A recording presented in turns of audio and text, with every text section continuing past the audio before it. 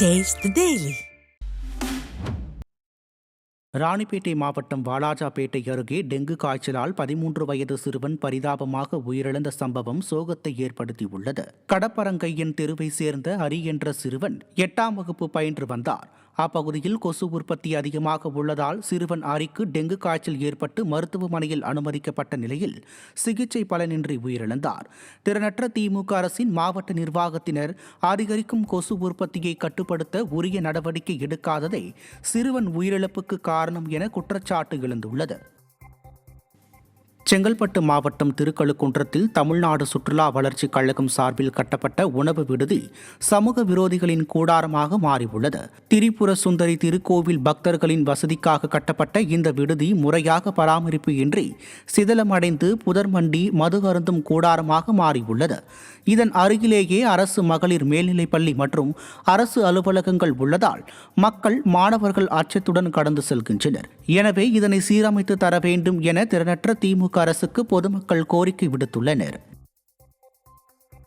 கடலூர் மாவட்டம் புவனகிரி அருகே ஆனைவாரி கிராம பேருந்து நிறுத்தத்திலிருந்து நெல்லிக்கொல்லை வழியாக மதுபானை மேடு செல்லும் சாலை மிகவும் சேதமடைந்த நிலையில் அதனை புதுப்பிக்க திறனற்ற திமுக அரசின் அதிகாரிகள் சாலையை பெயர்த்து போட்டுள்ளனர்.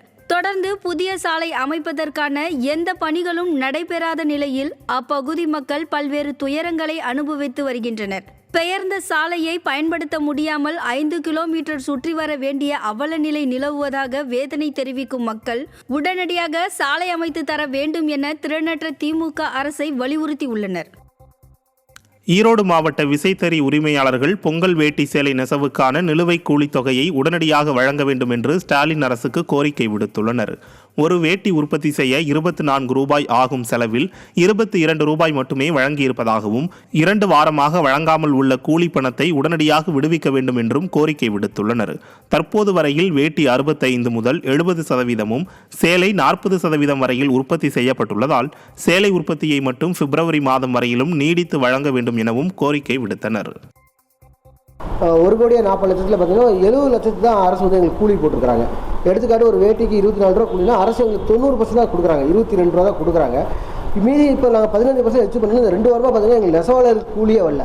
எங்கள் நெசவாளர் கூலி வரது இல்லாமல் அங்கே சொசைட்டியில் வேலை செய்கிற மடிக்கிறதுக்கு, இந்த லோடிங் எடுத்து விட்றதுக்கு, சீல் அடிக்கிறதுக்கு இவங்களுக்கெல்லாம் யாருக்குமே கூலியே வராமல் எங்கள் கூலியில் எடுத்து சொசைட்டிக்கார் கொடுக்கறனால எங்களுக்கு 15% உண்டான கூலி வந்து 2 வாரம் வராமல் இருக்குது.